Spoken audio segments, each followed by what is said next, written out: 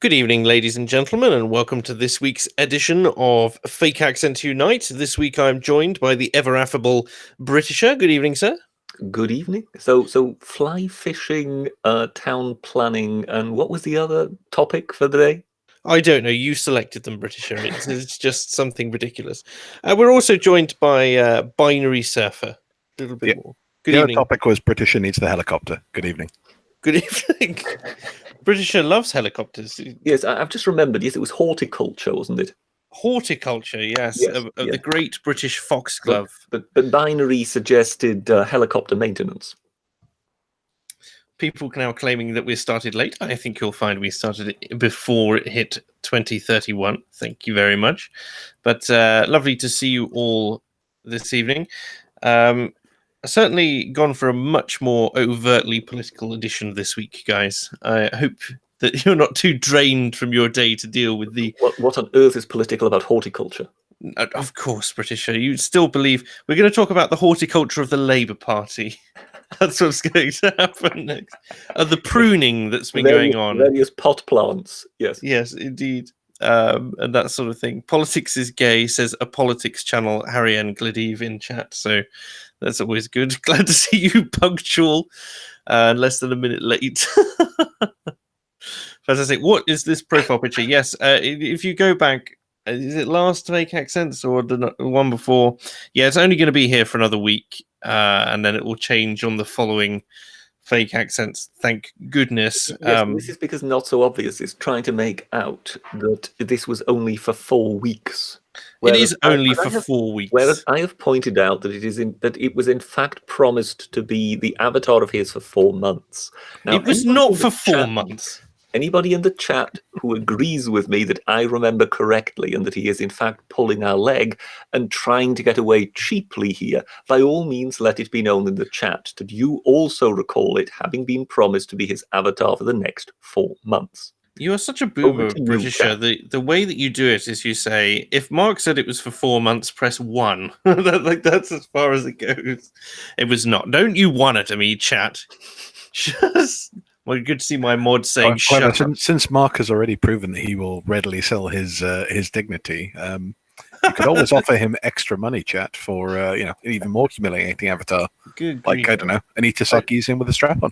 I don't know where we go from here, to be perfectly honest. I applied for a job doing some writing for Tim Pool or something like that, and I had to explain this avatar to him beforehand, because when I'm submitting like past work and so on, I go, "Oh yeah, I've also been running a podcast for 10 months.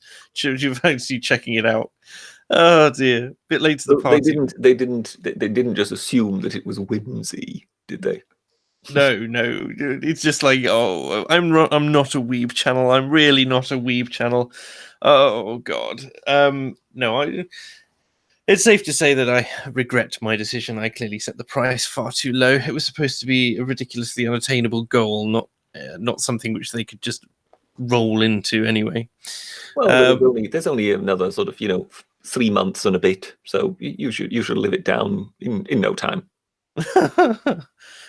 Juicy Blue Will in chat is saying, what image will it be next? Perhaps the one I was concentration camped for. I believe the jail in my Discord server was called Camp Concentration at the time. But basically he put up a picture of Garfield cradling me in his arms, so that could be terrible. Let's not do that, eh? Good evening, Tailed Feature. Nice to see you in chat there. So of course we've had a lot of stuff that just happened in the last 24 hours generally regarding the Labour Party to bring us back onto our topic of horticulture and who's pruning who. And basically Labour is hemorrhaging its high end, I say, with a pinch of salt or a mountain of it, dependent on your particular leaning. Just this insane departure. What do you make of it, Binary and Britisher? Well, I mean, I would first caution people when they sort of hear, 7 MPs have left the Labour Party, because other than those people whose constituencies these 7 represent, the only of these 7 MPs anybody has ever heard of is Chuka Umunna. True. You know, I mean, these are kind of sort of also rams in the back benches. I suppose so. Anne Coffrey, though, you should know Anne Coffrey. Nope. No? Okay. Oh, I don't know. Maybe it's a different Anne Coffrey. Maybe I'm thinking it was Anne Coffey, not Coffrey. So I don't know. Maybe there's that. But there is this whole thing about like the reason they're leaving as well. I don't know. Labour seems quite fragmented as well. There's a lot of talk, obviously, in current times about the Conservative Party. I mean, I'm biased because I just spoke with Peter Hitchens and ended up, of course, the thing he wants more than anything else is the death of the Tories. So that just sort of permeated my thinking for the time being. But I remember that actually Corbyn doesn't have quite as tight a hold on Labour as perhaps some people think, you know? Well, I mean, in that regard, sort of 2 very interesting things have happened just recently. So one is the Labour Party basically beginning to come apart at the seams. For a variety of reasons. This is so interesting. You know, that's the interesting bit about this. They're not saying it's because of this. It's actually, when you listen to them, it's kind of several things. So effectively, these are just basically people who are not happy at all with the way the party is going, but on several areas. But then on the other hand side, there is also very bad news for the Conservatives, because Nigel Farage has just launched his Brexit party. Yes, although there's been some not misinformation, just like weird inflammatory information about that as well, which was like Nigel Farage's new party gained close to 100,000 members in under a week or something like that. Yep. And it's like, he's not live yet. No one's paying fees. It was just like registered interest or an email list. If you've got 100,000 people registering interest, that is fairly terrifying if you're the Conservatives and you see Farage, who is effectively your old foe, who you thought you effectively had got rid of with the Brexit referendum, suddenly coming out of the woodwork again. Because, I mean, I know when he had his falling out with UKIP, there was immediately kind of sort of the closing of ranks among the UKIPers to kind of declare that, oh, well, he was a has-been anyway. This doesn't matter. It actually matters a great deal because I believe Farage is a much greater political force than UKIP is. You know, much as no doubt there will be people out there at the moment, you know, throwing things at their computer screens as I say this. But no. Oh, look, we've lost 50 viewers. There you go. So I think we are seeing fairly significant things happening both on the right of politics and on the left. That in a way, this kind of extremely polarized version of politics that we've got, much of it centering around Brexit, but it's not just about that. There are other things playing a part. Seems to be just basically too much for these kind of big umbrella parties to be able to contend with. What do you think, Binary? Have we lost Binary Surfer? Testing. Can you hear me there? Sorry, it wasn't unmuting for some reason. There we go. Okay. Yeah, I clicked unmute, nothing happened. I think we will find out probably in hindsight that Brexit was not the earthquake, it was the tremor beforehand that we're going to see. My suspicion is I think you'll have a sizable split within the Labour Party. I don't think these 7 will be the last to go, either quietly or noisily. You may have a suspiciously large number of retirements next time around, that kind of thing. And I think the Conservatives are mainly held together by possibly unjust fear of a Corbyn government. I think once that particular threat goes away, you'll probably see some sort of split in there as well. I can't see how they can mend these divisions at this point. No, well, it seems to be almost like a bit of a slow motion car crash. This whole thing, like a 4-year car crash that seems to be still ongoing. Well, I mean, you know, you just need to look at the personnel, really. I mean, if you look at, you know, someone like John McDonnell, and you look at Chuka Umunna, how can they possibly be in the same party? And at the same time, you can then look across the aisle and you look at Anna Soubry and Jacob Rees-Mogg. Again, it just doesn't compute. It's very bizarre. There's still a lot of, I guess, political homelessness for a lot of people. Generally, I still think that the majority of the population are more disaffected than, I guess, kind of behind the parties. It's an interesting point someone made recently, and I completely forgotten who made it now, so apologies if I'm taking credit for someone else's point here, but I agree with the broad thrust of it, which is both parties have had individuals historically that have not really represented the membership. The Conservatives particularly now for the last few. Sooner or later, they've got to either split or have one that represents the bulk of the membership. I remember. I also saw that tweet somewhere today. Yes, that was my family are a classic insightful example. They're both Conservative voters, and they are utterly disgusted with the last 2 or 3 Conservative prime ministers, Cameron included. So, yeah. I mean, I used to think. I mean, I think, I just think politicians at this point are pretty evil. But I'm getting there. I don't think many of them go into it evil. I suspect it's this institutional capture system where you go into it fresh-eyed and bushy-tailed and all the rest of it a lot of the time, and then the system sort of captures and you think, well, I'll just work within it to get this bit of change, and then this bit of change, and sooner or later you are part of it. Well, you know the phrase that always gets bandied about, don't you? It's play the game. So you get these people who come into it and they go, I want to make big changes, because no one gets into politics for small changes. Well, actually, I had a bit of a thought yesterday. Go on. And it kind of, because I think it applies not just to politics. I mean, if we look at Donald Trump, you would first think of the businessman Donald Trump, really, before you thought of the president Donald Trump, because, if you look at over his life, he's been, Mr. Big Wig in property development and so on. And more than likely, winning isn't good for you as a person. If you think of your own self, depending on how old you are, just think of your own self some years back. Sure. And ask yourself, if were you to meet that person, you would like him.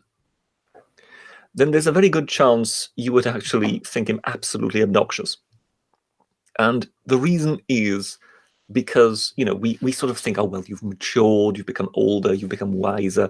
Well, in fact, what it means is in the time between then and now, you've had a few corners knocked off. You've took a few hard knocks, you've lost. Yeah, you've learned from your failures. And one of the things is, of course, that one thing we all know of, people we've all met, are people who have kind of had it a little bit too easy through life. And they tend to be obnoxious, and they tend to think less of people around them, because they feel life is so easy. How could possibly anybody fail at it like the other people around them who are not as successful as them?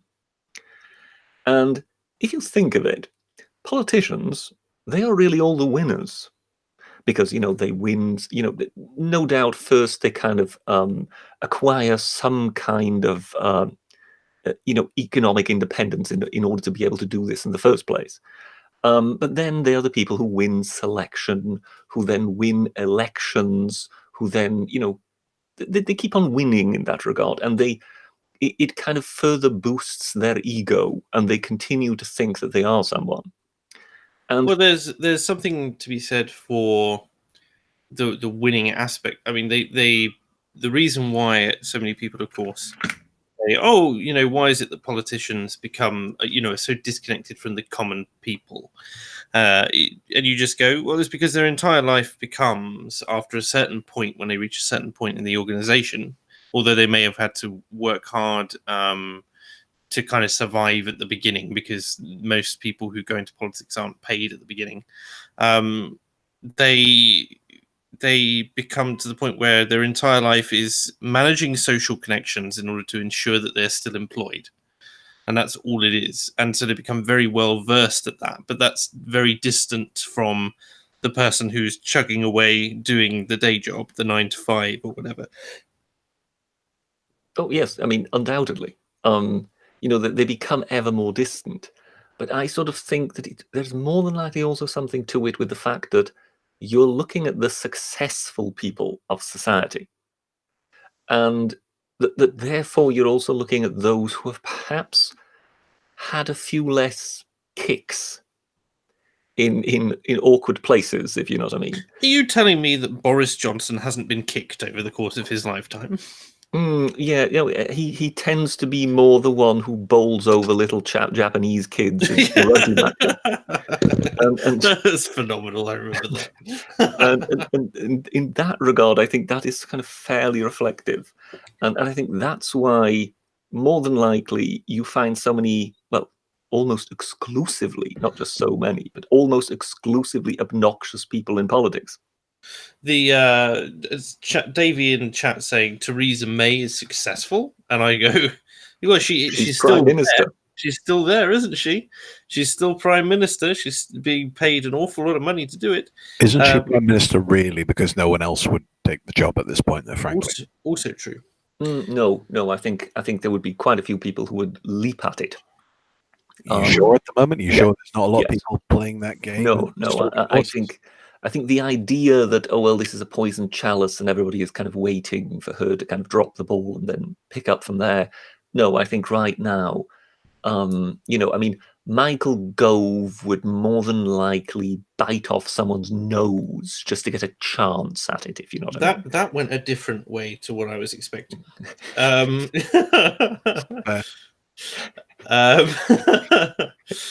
Cave says the false equivalence of the born with a silver spoon and the hardworking businessman who's had to fail 99 times before he succeeds once. Well, there's an element. How do you know that the businessman has failed 99 times? Well, statistically, self-made millionaires earn $1 million 10 times in their life and they lose it again, all 10 times.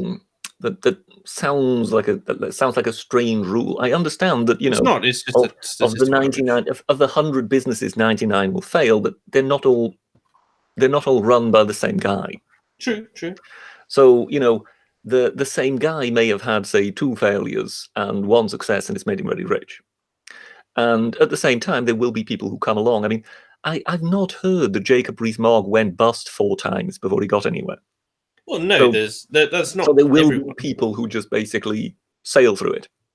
Now we can conclude that they are either brilliant, or that they're lucky, or that they had the right connections or whatever. But what it means either way is that they've more than likely not had certain experiences that, in a way, helped shape all our characters. You think? I mean, I don't necessarily agree with that. I just don't think there's enough information there. I think it's too broad. I think some of them will have had that going in. Some of them have had quite tough lives, conversely. What I think is very easy to do, and I've watched people I know fall capture to this, the more successful you are, the more you can distance yourself from the life you used to have. Yes. I mean, think about it. If you make the cabinet or a ministerial seat, or at the very least if you're an MP, you're going to have a small staff. You're going to have an allowance for that staff. You're going to have campaign funds for re-election. You're going to have a healthy, £60-something thousand a year plus expenses. So really, got most of the £60,000 per year to spend as you will. You don't really pay travel expenses, etc., for your job. This is absolute nonsense, because Theresa May still scrapes the mold off the jam, Of course. She frolics through fields of wheat. I had one of my friends at university who once told me that she had this dream. She's a very traditional kind of conservative type, but she used to daydream a lot. And there was a social psychologist who was taking one of our lectures, and she said, "I understand that." I will change the name of this particular lecturer. Let's call her, I don't know, Francine or something. Anyway, Francine's there. I understand that Francine really loves to do her research in her particular research area, but sometimes I just think she should.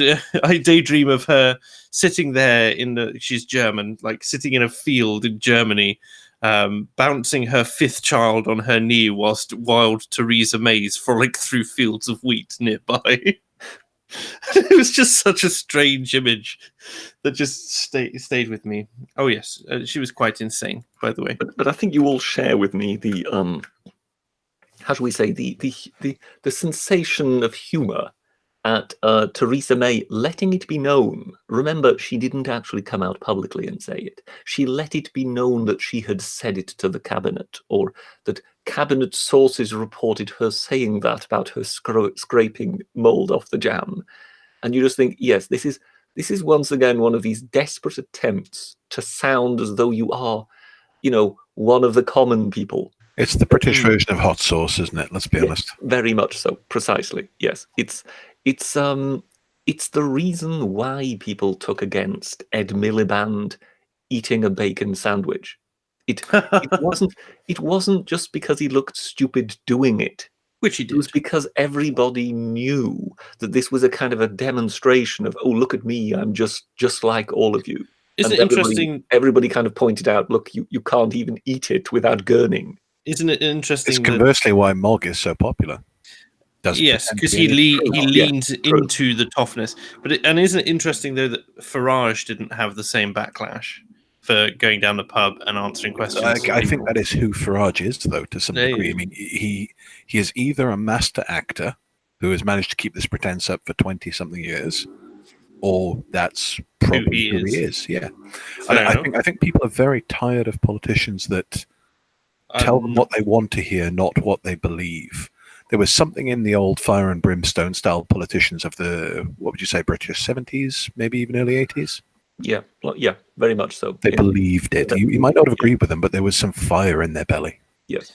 So I'm going to run. I think that was one of the things that gave us Corbyn, because I think many people thought, I mean, I remember one or two people saying that to me, oh, well, at least he's authentic. And as time has gone by, they've stopped saying that now. Mm-hmm. Here, I'm going to run through a couple of super chats so we don't lose them. So Lord Terranax has donated £5. Thank you very much, sir. And says, Anna Soubry has removed the word Tory from her Twitter bio.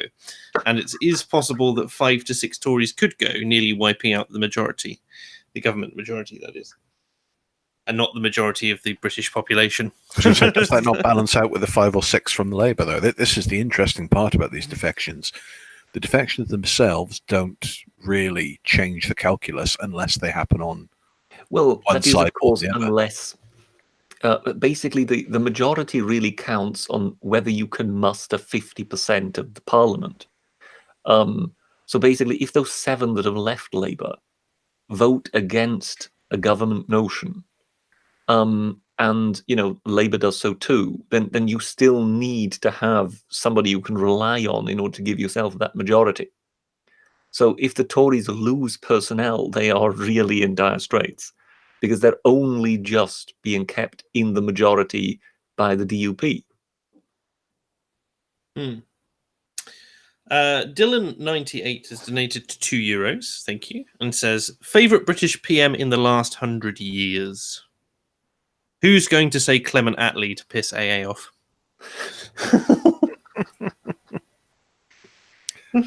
That's a hard one. I mean, the obvious one is Churchill, but all the controversy, obviously, this week hasn't changed my view, and I'm sure some will disagree. Honestly, I say this as a Welshman, I despise Thatcher's policies, but I think she had the most force of will and character that I could admire out of any of them. Well, there's that famous story, I don't know if you ever read it, one of the ex-SAS guys told about them doing drills in the shooting house, and apparently every prime minister gets run through some of these drills, or at least watches them in case they have a situation or they know how these forces work, and supposedly Thatcher just sat there calm and cool as a cucumber as bullets were flying around her. Whether it's true or not, but I can believe it. Fair. Well, I mean, we also had the image, of course, of the lady in the tank. No, the lady in the tank. Don't remember that one. Yeah, she went to Germany and, to an aquarium, right? And Helmut Kohl ended up in a German tank, and Thatcher ended up in a British tank. Come on, chat, back me up here. She wore a Are you sure you were not merely drunk whilst watching an episode of Top Gear? No. This is a famous episode. This is a very famous episode. The two of them basically in some kind of maneuver area for tanks, and that was something worth seeing. It was one of those images that kind of immediately stayed. Helmut Kohl in one tank and Margaret Thatcher in another. This is complete news to either of you, is it? Yeah, it's complete news to me. I dimly remember this now, but I don't really remember anything beyond someone mentioning it to me before.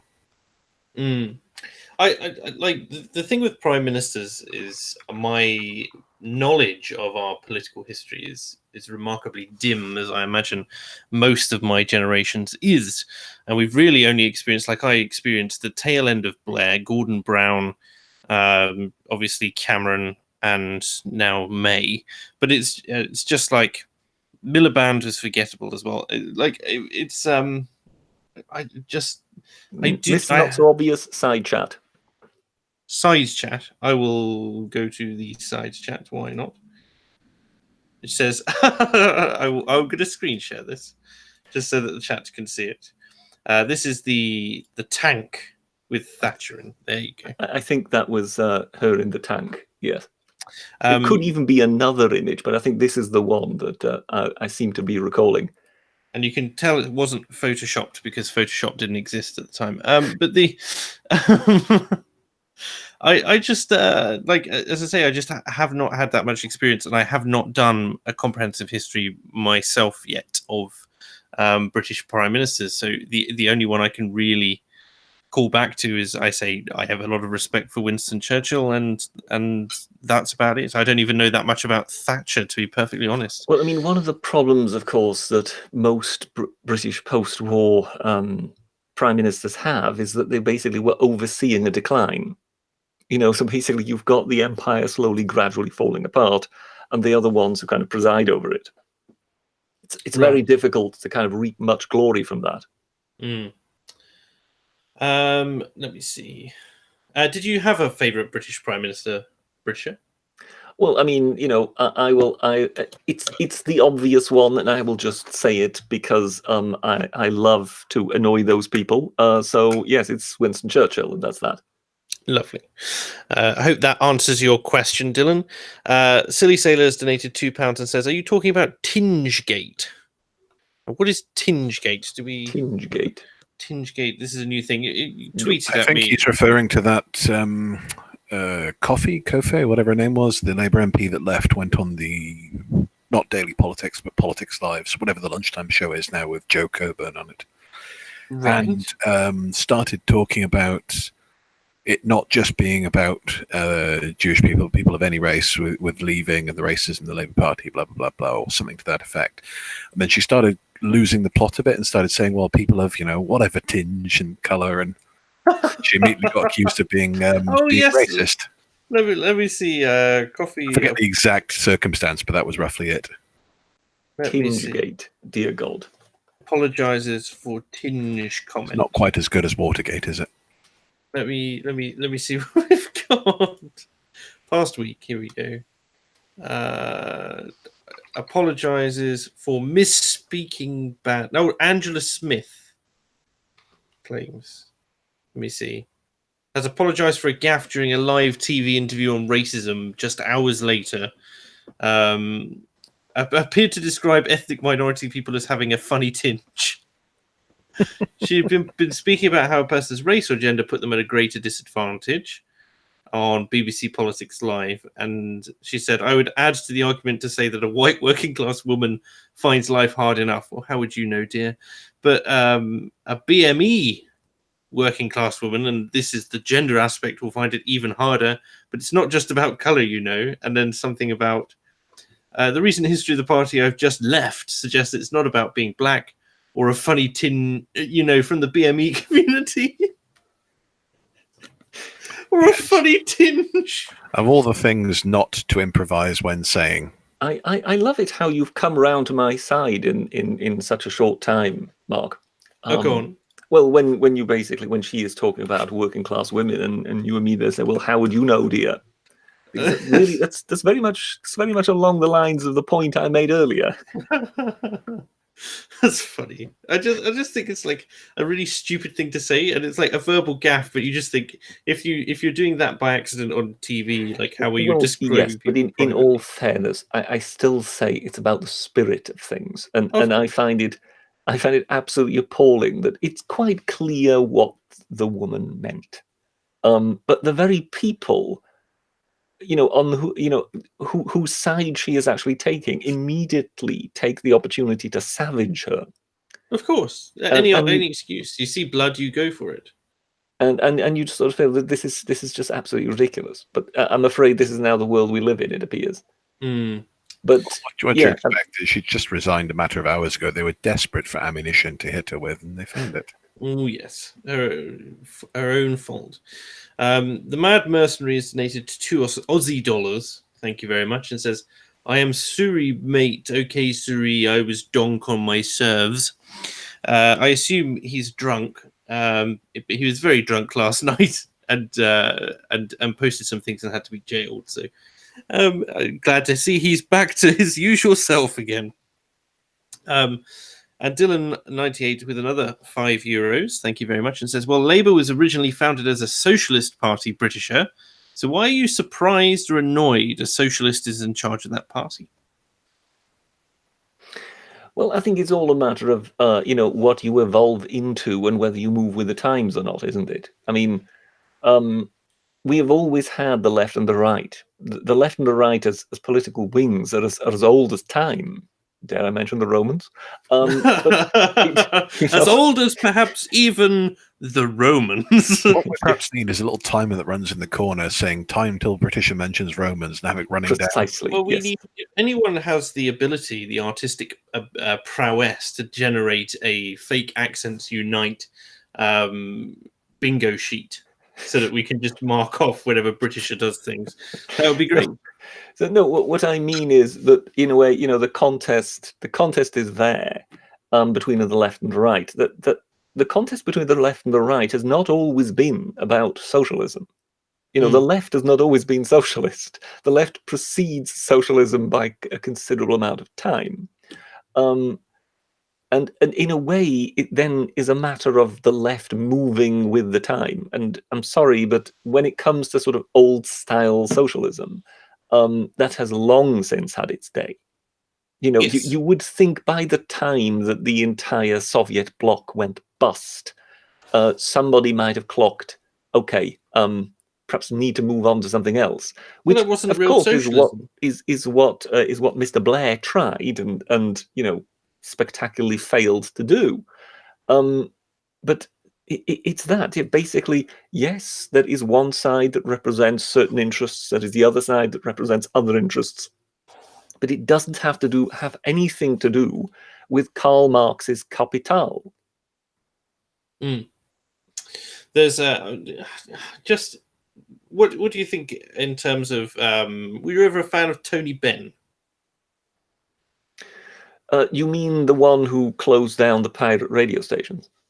Yeah, that's the one. I kind of liked his sort of honesty later in life. I don't think he was quite as honest earlier. He was the kind of person who would kind of stick to his guns, which in that respect was admirable about him later in life. But yeah, I can't say that my politics ever particularly chimed with his. Yeah, well, fair enough.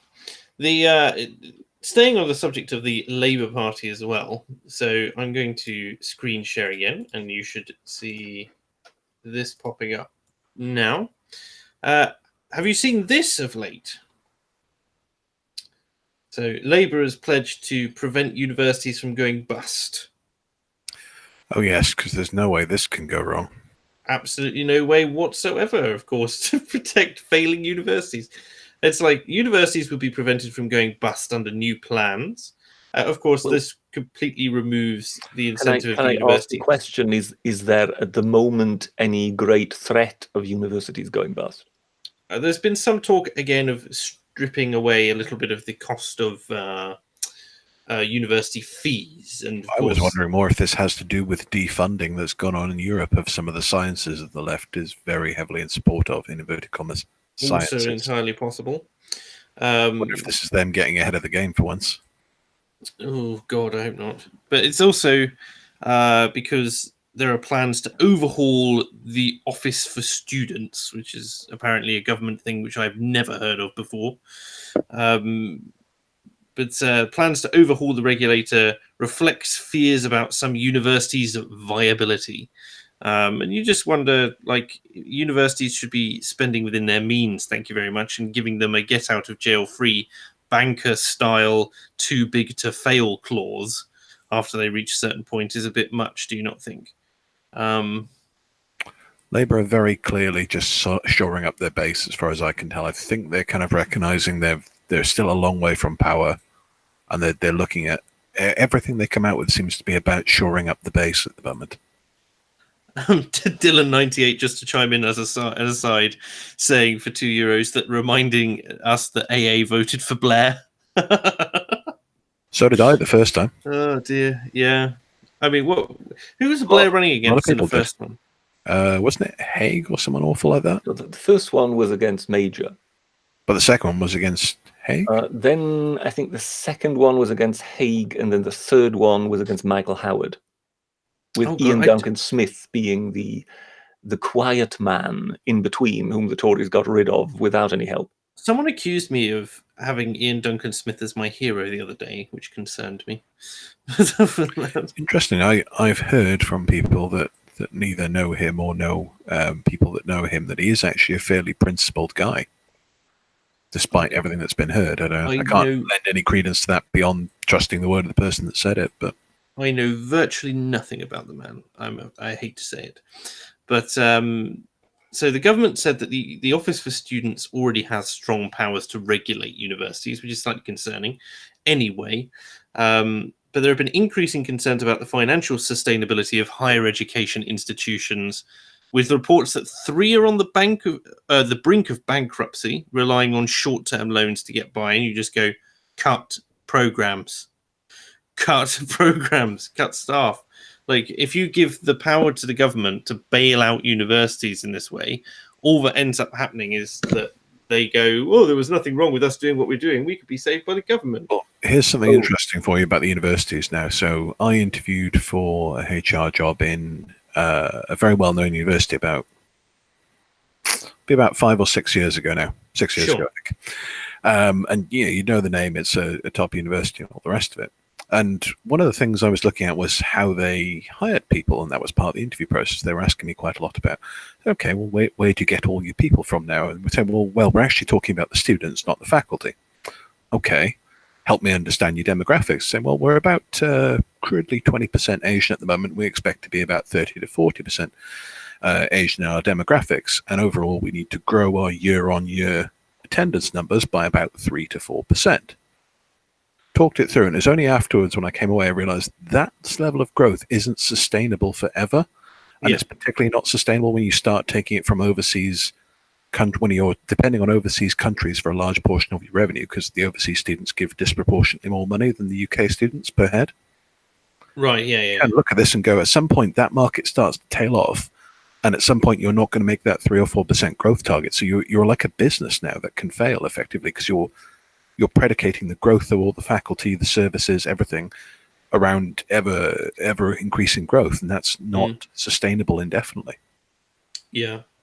Well, one thing I think is worth pointing out when it comes to Labour saying it won't allow universities to fail, is that there is also a huge amount of self-interest involved there, because with the universities these days having these sort of this heavy emphasis on social justice courses and whatever, they are effectively turning out the activists of the future for the Labour Party.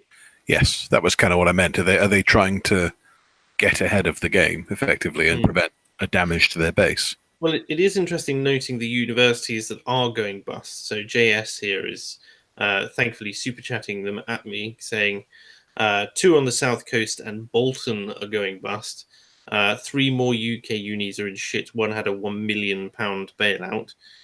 Solent, Chichester, Bolton, London Met, and Reading are all in trouble. And this is kind of just going. I knew of the existence of London Metropolitan and Reading. I didn't even know the others existed. Yeah, and it's just very, very left. But It was founded around the social sciences almost. and I'd be interested to see how somewhere like Brighton's getting on, even with that being the strongest powerhouse of those particular soft sciences, as they call them.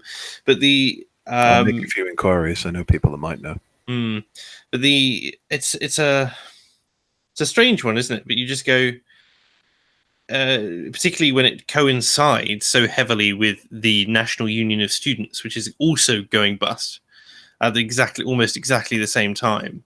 The NUS is, I believe the last time it was in a scandal, it was 600,000 that it was in debt, and I think it's something to the tune of 3 million this time, or 1.3 million or something. Anyway, it's in the millions, and so they've got a huge problem that they're probably going to be declaring themselves bankrupt by later this year, if they do not manage to get some kind of funding from outside. And you wonder whether or not the government they manage to convince the government to push them up, as they are the largest provider of services to students, that sort of thing. It's just a bizarre.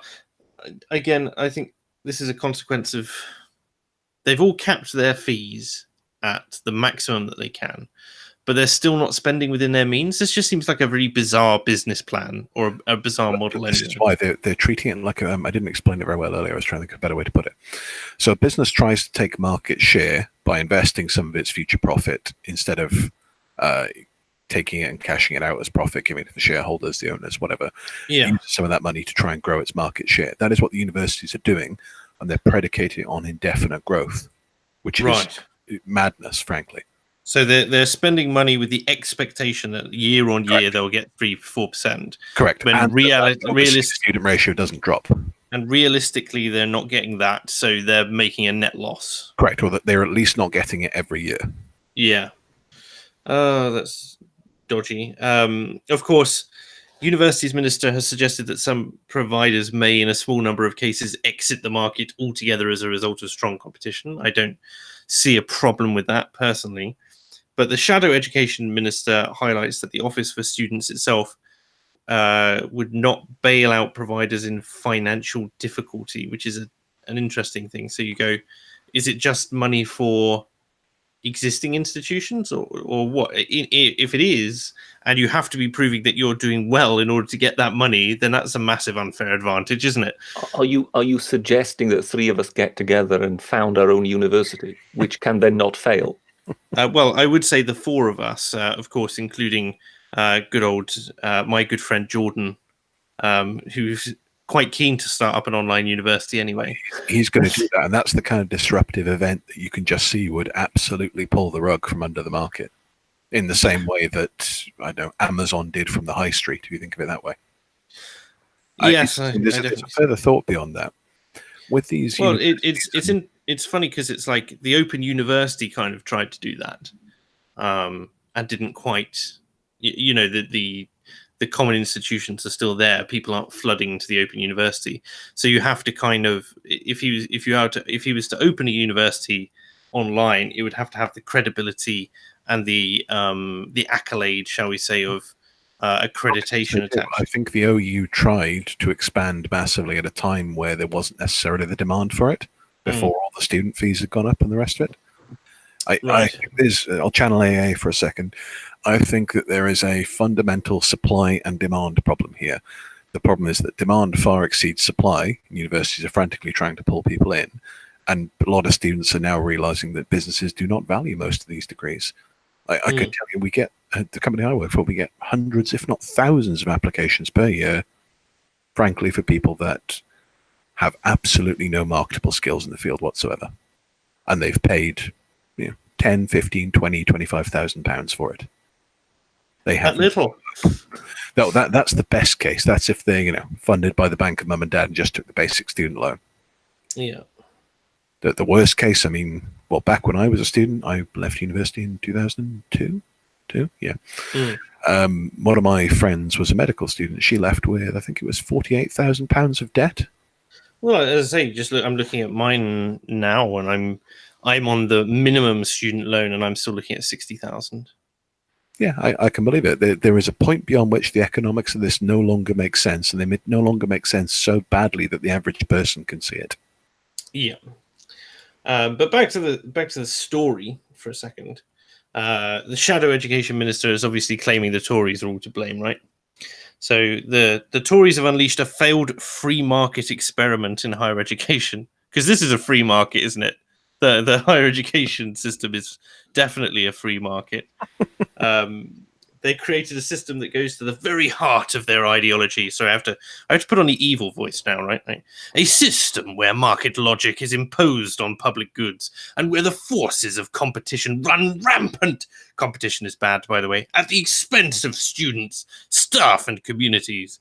Students are left with immense uncertainty about their futures, and entire communities would lose one of their major academic, economic, and social institutions. Education is a public good and should be treated as such. Our universities are there for all of us. And then she ate a cat Like in a front. thunderclap and some kind of evil laughter. Oh yeah, and she ate a kitten in front of children, right? So that's the way it worked. I mean, why else would she have shadow in her title? You know. I just expected you to finish that that evil voice with with the words "the evil of the thriller." Just because I don't get a chance to trot it out very often, I am going to use my evil laugh. Hang on. That's not bad. That's not bad at all. Yes, that's quite good. God forbid. Yes. So,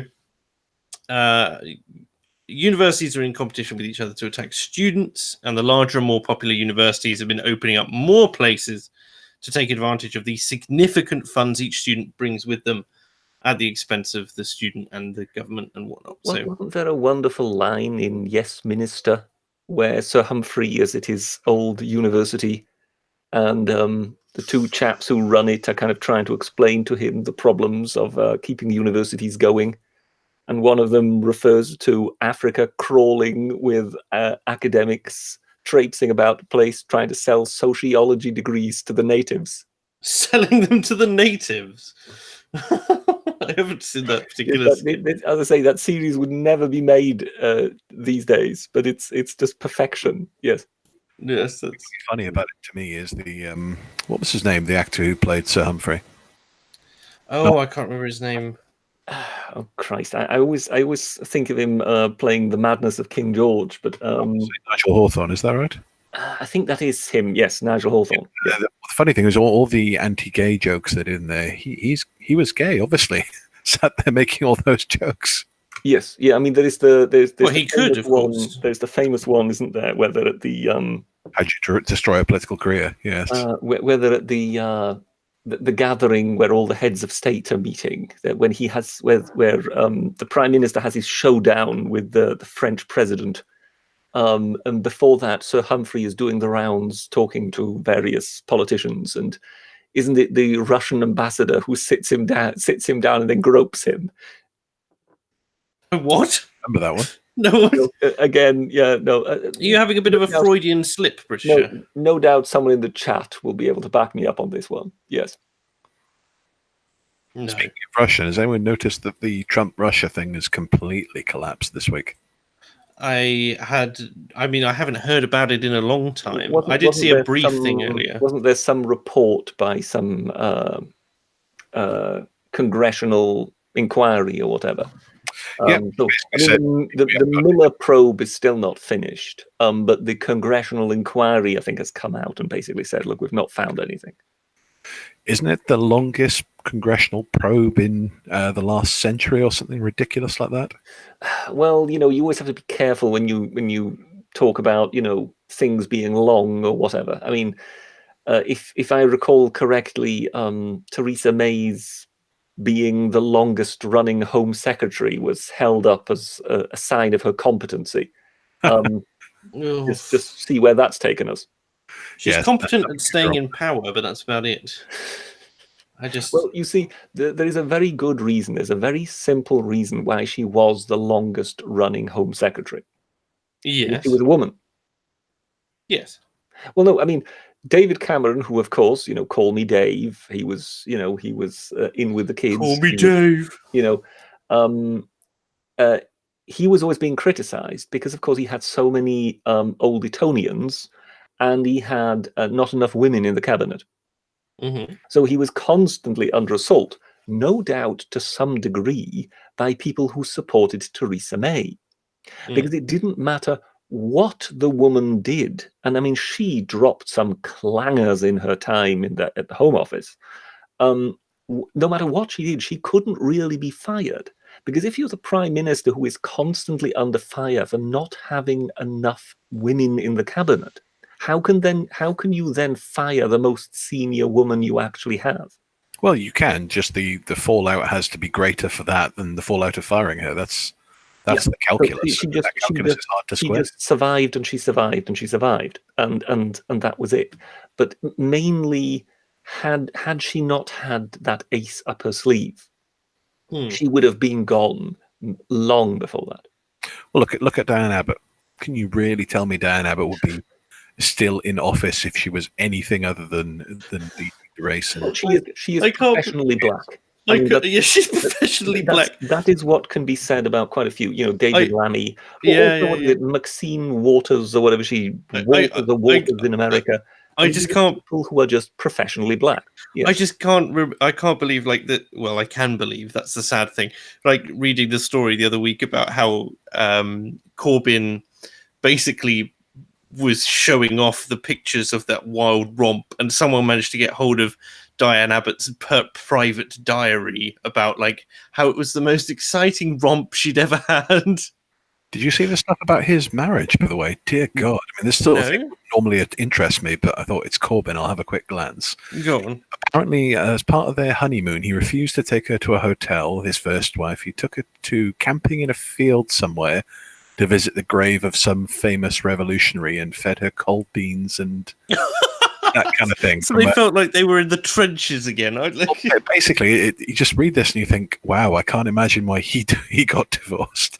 Apparently on their wedding anniversary, their 5th wedding anniversary, he failed to turn up because he was at some sort of socialist gig or fundraiser, and his excuse was, "Oh, it's all for the cause." I mean, I've heard some of these things, but I think one always has to take that with a pinch of salt, given that it's coming from an ex.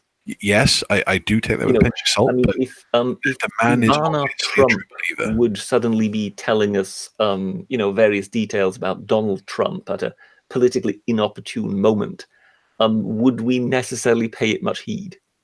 Yes, quite possibly. But there are some things you could believe Trump did, and some things you could believe Corbyn might have done, and that's up there in the things that you can believe that he might have done. Liberal Zardos throwing in a reference to a previous stream from ages ago, saying, "Don't forget, Diane Abbott won a Nobel Prize and an Olympic sprint." I seem to recall having a laughing fit at that point, which was something which stuck with us for a couple of weeks at that point. Lord the idea that AA raised a while ago that Brexit might all be David Lammy's work. Lamexit. Lord Pterodax just bringing us back to universities with a $5. Thank you very much. Saying, re-establish the polytechnics, separate the STEM and humanities, defund the humanities and universities, scrap A-levels. A-levels are pointless. I don't think A-levels are pointless. I do feel GCSEs at this point have become utterly worthless. A-levels are heading the same way. It's the currency treadmill. Currency treadmill? Well, basically, with the minute everyone has something, it no longer has value. Oh yes, when everyone's super, no one will be. You've got to speak to me in the lingo of the current time, right? The Incredibles is going to be a better. Well, telling us it's the current year. There was a point where thirds were okay. There was then a point where 2-2s were okay. There's a point where 2-1s were then okay to hire from. Now, a lot of them have gone to firsts, and I think where they're going to go in future is, as students abandon degrees collectively, is probably back to apprenticeships. Yes, well, we can already see apprenticeships coming back in a big way. Daughter of Albion saying, "Please don't defund us." If I may, there's just an interesting comment in the chat. I think it's fair to say this is more than likely coming from Germany, so I will pronounce it Muck006, who says, sounds just like our Angela Merkel, who signed off on the nuclear waste dump Asse here in Germany as ecology minister under Helmut Kohl. And it is so irradiated. It is so irradiated. Cleanup starts in 2030. Good grief. So, yes, it just, I think that sort of ties in with what I was just saying about Theresa May as Home Secretary. So it appears that the German leader also had a past in a ministry in which maybe she didn't shine.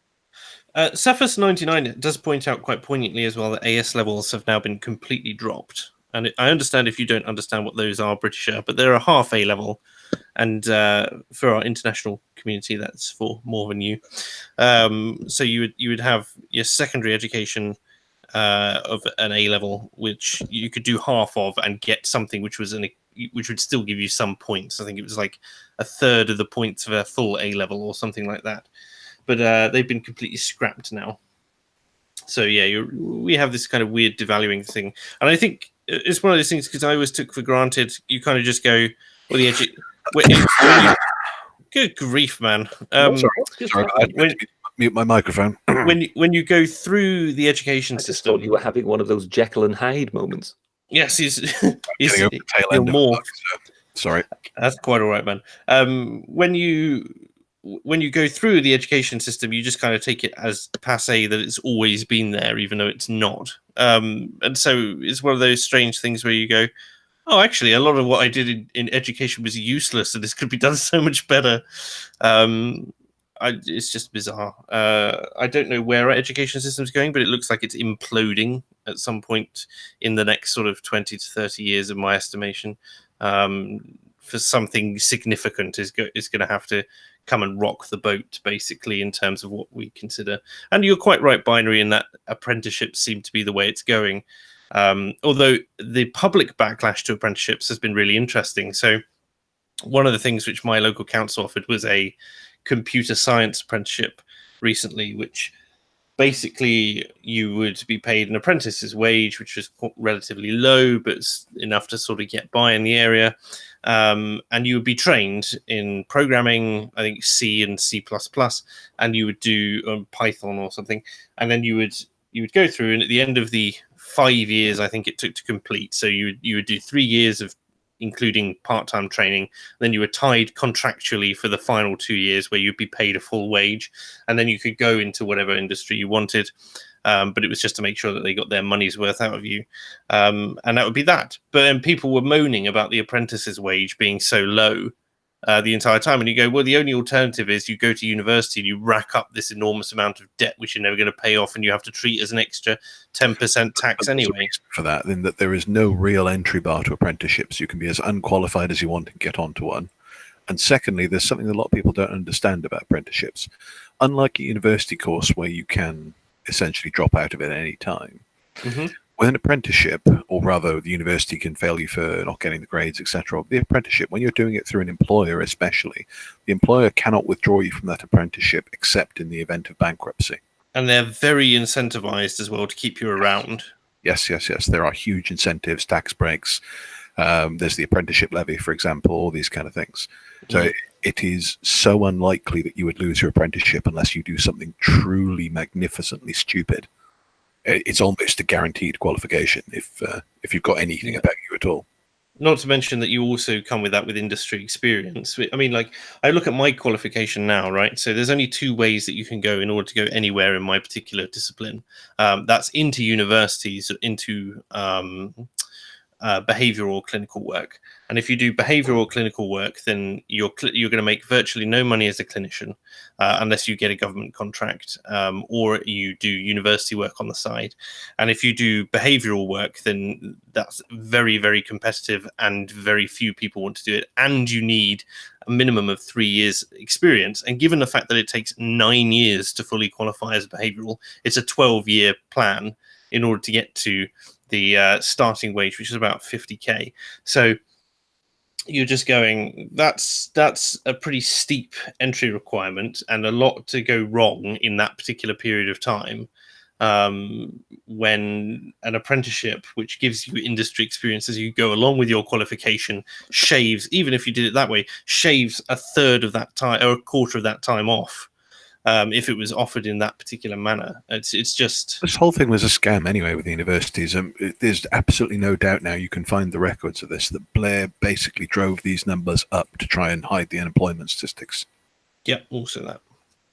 And I go back in and go, well, why haven't we undone that? Well, I go and I look at the reason I went to university, and the only reason is the accreditation. It's the only way to get into my career path. If there was any other way, I would have taken it. But it's that's the monopoly that the universities have on some career paths. It's very interesting. I mean, it's interesting. Before you mentioned apprenticeships, and it's kind of strange how apprenticeships seem to have held up on the continent of Europe much better than they have over here. So, I mean, one of the reasons we were so inundated with Poles in that regard was because it was deemed that their kind of professional standards had held up a lot better from their apprenticeship system than ours had. So it was almost as though a lot of employers almost preferred to get them from Poland. Interesting. And I mean, I remember on the continent, from engineers, British, they absolutely are better trained at the apprentice level. I mean, I remember it's 3 different tests that are quite high standard throughout. Yeah. I mean, I remember on the European continent seeing carpenters, which, I mean, that's a very strange thing. I've not seen anything like that over here in Britain. They have a sort of an old tradition to which a lot of them still seem to subscribe, whereby carpenters kind of they do their apprenticeship, but that is then not the end of their education, so to speak. No. So once they've effectively passed their exams, they become journeymen for a while. And they actually wear this kind of traditional costume, which kind of marks them out as carpenters. And they will turn up at they will turn up on building sites, and the foreman, if he needs carpenters, will immediately take them, because let's face it, if you don't know anything about carpentry, you won't really be walking around Europe on towards building sites in a carpenter's traditional garb. At least you've got to be a very dedicated fraudster. Yes, yeah. I mean, I've put one sort of image there. See what you make of that. And they will sort of turn up in that gear, and it kind of is sort of the dead giveaway that these are fully qualified carpenters who are basically doing their journeyman year. And I mean, the reason they've got the flare trousers and whatever is so that the wood chips and whatever don't go down their boots and stuff like that. But this is a kind of outfit this lot have been wearing for the last 200 years, if you know what I mean. And I mean, show me the equivalent of that, and of kind of that love of those traditions and the love of those standards that is still around here in Britain, if you know what I mean.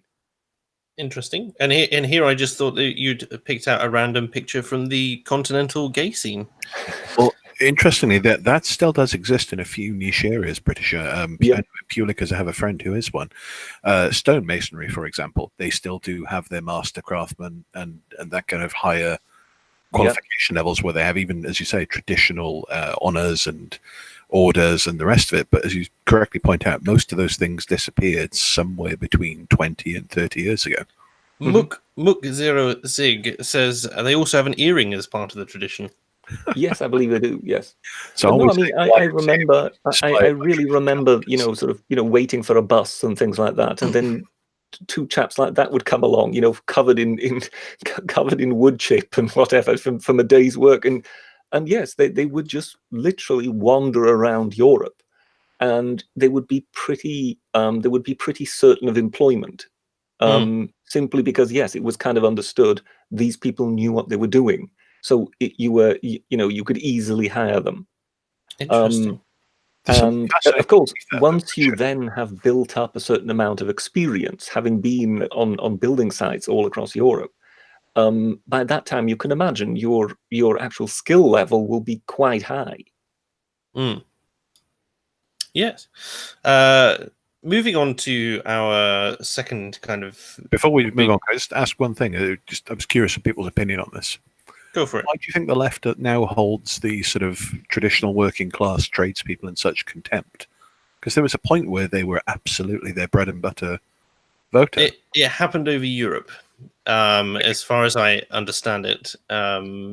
What generally happened was Europe, the Labour Party in particular, were very anti-Europe, because the European Union wanted to push foreign workers across. Freedom of movement meant, they're going to take our jobs, that sort of thing. And then when the incentives changed, and Europe was offering subsidies to certain industries, and the Labour Party flipped, and then that it caused obviously a divide.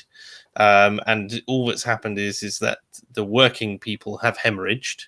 Particularly are becoming more and more disaffected with politics in general over time, especially if you look at something like, say, New Labour and how New Labour behaved.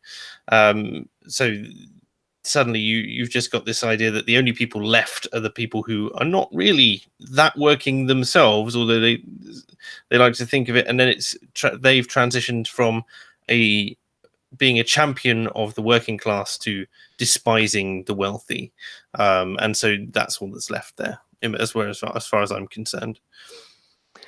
I'm not sure if it's entirely just the European question. I think it's just a big part of it. Yeah, I mean, yeah, but I think a large part is also the fact that leftism has now just become the staple at the universities, so that's where they're drawing them in from, as opposed to the actual working class who basically represented the base of the Labour Party once upon a time. I mean, you wonder whether they actually still are the base, or if it's more the momentum people these days. Sure. I also imagine that the degradation over time of all the manufacturing industries in Britain, etc., and so you kind of get this expansion of the middle classes. I mean, how many people do you know who actually work a lathe these days? Yes. Not that many. Although I do know plenty of genuinely working class people, but it tends to only be certain trades that are left, and certainly we're somewhat lacking in things like the rope factories, which no longer produce rope down where I used to live. So it's just not a thing anymore. Isn't there still one in operation? I think in Chatham, isn't it? Something like that, yeah. But all the roads where I used to live are named after the rope making business, like places where they used to spool the rope to test its length and strength down the road. But no one does it anymore. Is that what you were kind of looking for, Binary? Yeah, that's the sort of take I was looking at, what everyone thought about that. Lovely. You can tell I've been doing surveys and responding with stock phrases like "Thank you for giving your response." Here we go. Right. So here's the big story that has been kind of dominating Facebook for all intents and purposes recently. Shamima Begum. I assume that you've both heard of this young lady. Yes, it hasn't gone unnoticed, that story. Yes. Yes, the schoolgirl who fled to join IS said she never wanted to be an IS poster girl. No, she just wanted to marry one of them, get pregnant, and now here she is begging to come back in, which is interesting. Although she has not apologized for, or rather, she's shown no remorse, which is the interesting thing as well, which is causing people to almost universally despise this young woman, which is also causing the media itself to jump on the controversy to get more clicks, So it's interesting. I watched the footage with her, not the whole thing, but about the first 10 minutes of the interview earlier. Sure. What was interesting to me is reading her expression. She comes off as dripping contempt throughout that video. Well, she still hates Britain. But it's not a fit environment to raise her child out in the desert. So she wants. The thing I would like to know is what her private opinion is on what should be done to women who show their face in public. It'd be interesting. I tell you what, the 19-year-old left Bethnal Green 4 years ago, and I just go, whew, it's awfully close to where I currently live. There is an interesting point that someone made on the Question Time audience as well, the double standard there, that this conversation would barely be happening if it was a man. Also true, yes. It's only because she's with child. There's that.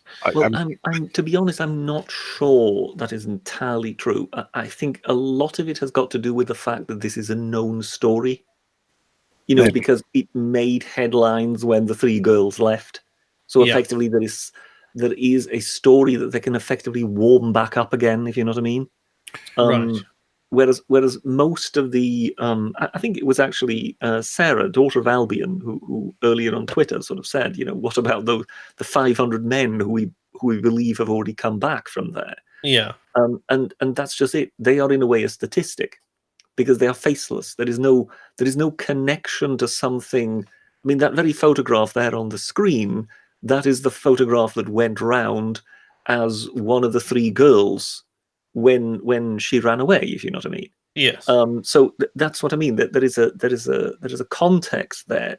You know, people know about this story, and I think that to a certain extent makes this a much more powerful media story than if it's just some chap no one has heard of. Silly Sailor points out for £5, thank you very much, that it says, is there anything stopping her coming back? I take it what she really means is she wants to come back and suffer no consequences, or am I missing something? No, she can't get back from the camp she's in, which is disconnected from the main supply lines. Yes, she's in a Syrian camp or something like that. She'd have to go through an active war zone to get here, by the sound of it. I mean, this may not be the correct response. In fact, I'm fairly sure this response makes me a horrible human being, but I'll say it anyway. Go on. My immediate response upon reading that in my head was, oh, great, another future suicide bomber of the child. Oh, yeah, entirely possible. Well, no, I think you're not that far off. As I say, this is not a person who thinks kindly of us, and she has now just given birth to a child. What sort of values is she going to instill upon this child when growing up in Britain? I mean, this is clearly going to be a child that is going to be raised to hate us. Yeah. So why would we want that to be the case? In an interview with the BBC's Middle Eastern correspondent Quentin Somerville, she said, "I don't actually agree with everything IS have done." Well, if she wants help getting back, I can always suggest that we provide her with a hot air balloon and a copy of the video of David Niven in 80 Days Around the World. And then we just leave her to it. Home Secretary Sajid Javid told MPs on Monday he would not hesitate to prevent the return of Britons who travelled to Syria to join IS. And whilst we cannot, because this is a thing, like there's a lot of people going rescind her citizenship, but apparently that's illegal under international law. Yeah. We cannot leave people stateless. He said any Britons would have to be questioned, investigated, and potentially prosecuted.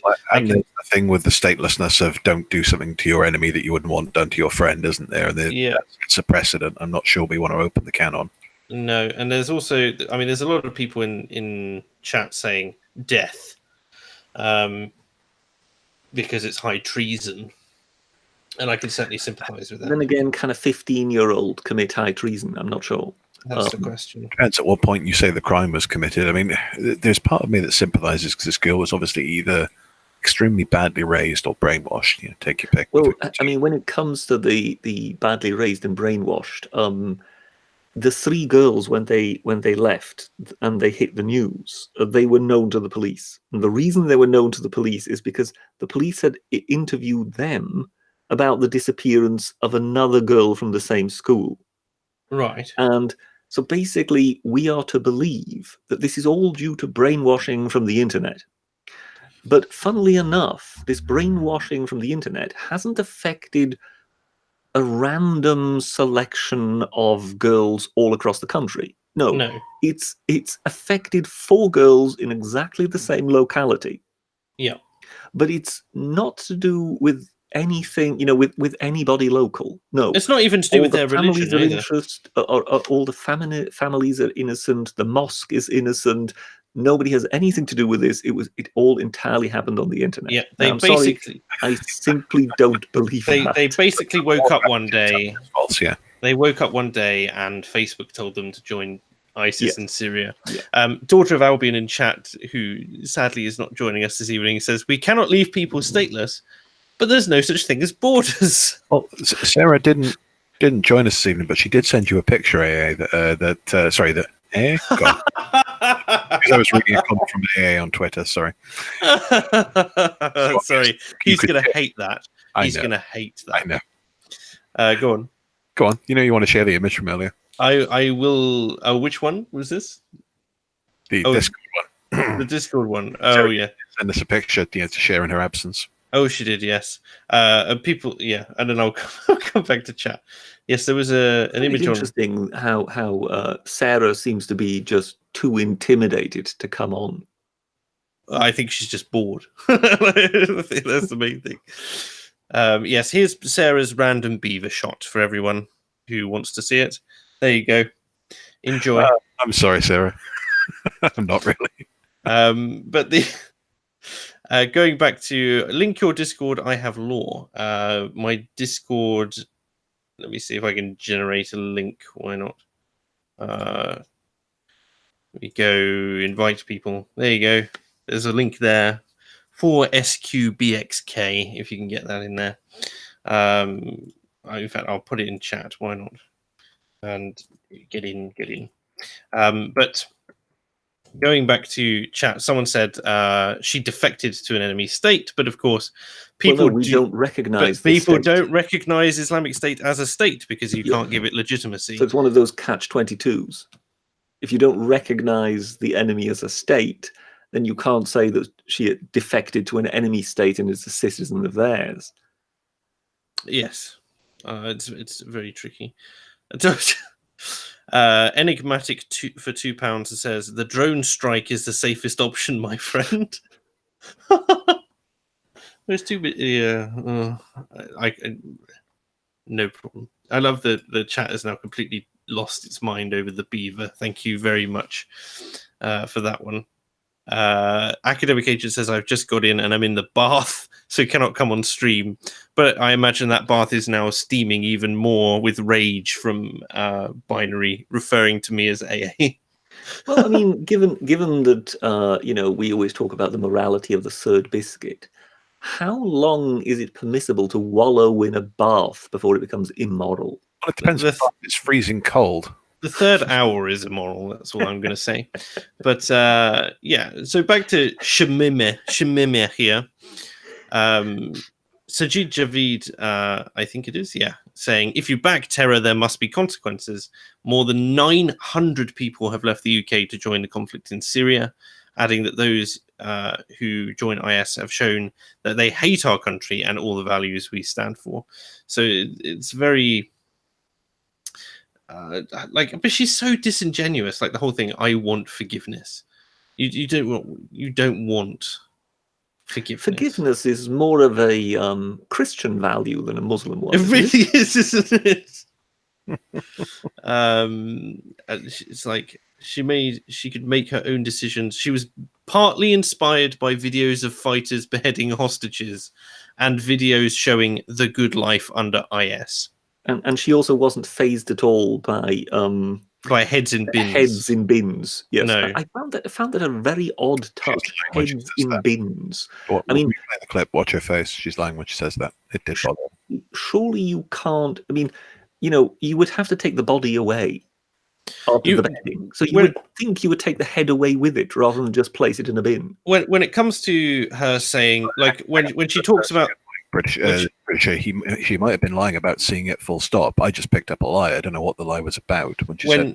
Yeah, if she saw it and was bothered by it, and she's living currently in a refugee camp where they're trying to get her into the UK, you don't think that it's potentially in her favor to say with actual IS fighters nearby that she was disturbed by their ideology. I think it's quite plausible that she's having to hedge her bets to try and get in and also avoid pissing off people nearby, and that side of things. They claim that if she is able to reach a British consulate in a recognised country, it's thought that security chiefs could manage her return. Although I would not be sad if she disappeared into a hole and didn't appear out of it again, personally. I gotta wonder how much. At what point the security services will say we simply cannot cope with this anymore. Because I mean, let's pick the worst of the worst. Let's call it, I don't know, 500, and they all go there and come back. And let's say there's no one else that needs watching in the country for a second. To watch 500 people round the clock, let's say 10% of them, the worst of the worst, 50 people round the clock, you probably need, what, 8 to 9 man team, depending what they're doing per person. And that's given that they're already telling us that they're watching 3,000 around the clock anyway. Yes, exactly. I was going to come to that. So you must reach a point where this is simply no longer sustainable. I don't know what that point is, but it's got to be approaching some. I mean, that's why I mean, it was somewhere around the Manchester bombing at which I basically decided, look, we can't have Muslim immigration anymore. You know, you can say, oh, well, what about the Muslims who are majority, aren't a problem and whatever. And you just go, well, yes, but there is a certain percentage that we know is a problem. So the more we allow them to come in, the greater we know that small percentage will become in absolute numbers. And we have to handle them. We have to manage them. Now, as you were just saying, at some point, you can no longer do that. And therefore, at some point, you just basically have to say the numbers can no longer increase.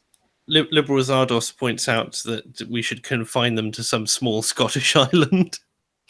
And I just go, that looks remarkably like, rock hopper penguins, where they're all dressed in black, sitting there in the freezing cold on an island with no foliage. It's just I believe that kind of thing. The island of St. Kilda has no trees. But there are still some ruined houses, because I believe for quite a long time it was actually occupied. There was a community who lived out there. Yeah. And then at some point, I think all of them were kind of brought to the mainland almost as an act of mercy, if you know what I mean. But yes, everything was kind of, even the slightest bit of wood had to be brought out there. They just didn't have any wood of their own. I don't think it's the absolute furthest outcrop into the Atlantic. I believe there is some sort of rock that the British kind of claim that is completely uninhabitable. But because it's uninhabitable, there isn't the exclusion zone around it. Right. Because otherwise we would own a considerable part of the Atlantic, if you know what I mean. Yeah. But St. Kilda, because it is inhabitable, technically, that has, the exclusion zone around it, of which we don't just own, the island itself, but the actual waters, if you know what I mean. It seems bizarre, but I suppose it's very British in that it's eccentricity, Did British just say remove kebab? Actually, that is one of the things that I can proudly claim, that for all my years of living here, I've never eaten a kebab. You're missing out, mate. They can actually be quite good. Just the look of them is enough. I'm sorry. One of the secret reveals one day when Britisher finally doxes himself, that he reveals he's in fact not British. Well, we know he's not British anyway. He was raised on the continent, but which is not British, apparently. Which is certainly not British. I might be born here, but nonetheless, yes. You're also going to be. You're of Filipino descent. You're about 5'3". Half Filipino, half Nigerian, I believe. Yes, about 5'3", raised in Germany and affecting a British accent. Yes. Whilst you live here, again, in an area, an undisclosed location of Britain, which you will not reveal to us. Well, yes, I mean, Chinese spies can't just give away their whereabouts. Of course not, unless they join the British military, in which case it's perfectly fine, because the British military will call everyone who reports them culturally insensitive, which did happen, and until it became revealed that they spent 92% of their time, their free time, outside British missile sites. And now that they've returned to China, they're working at Chinese missile sites. So interesting. Pure coincidence. Pure coincidence. they were handing out USB sticks as presents to their course mates who reported them immediately for being malicious, and they were told to stop being so culturally insensitive. But just on that note, there is a absolutely frightening scale with the Chinese industrial sabotage, or espionage rather, that they do. I mean, so I shan't name the company, but if you were to think of a titan of British engineering industry, that sort of business was taking a lot of Chinese graduates from overseas, and at one point they had to reject about 1 in 6 of them as the security flags came back. Highly likely they were working for the Chinese state. 1 in 6. Classic. Was it the fact that was it the fact that the photograph they submitted with their application all showed them being officers of the Chinese People's Liberation Army? I like the idea they just forgot to change out the uniform. I like that British are claiming to be a Chinese spy. Like as Radio Freedom says in chat, says, I think you need to let go of the opium wars already. So is that when they turned you with vast quantities of opium, Britisher? Well, yes, of course. I mean, it wasn't that I consumed the opium. It's these are you just like having a large for sale. You just like having a large supply of it near you at any one point. That Indian dude donates $2 and says Taliban did thought patrol before it became cool. Sorry, regarding Shamima. And also has donated $10. Thank you very much. And says, isn't this confirmation that ladies go for the bad boys thing?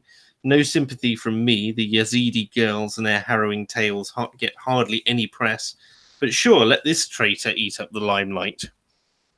Yeah, I wonder if anybody is going to release a cover version of Tom Jones' song and just call it My Shamima.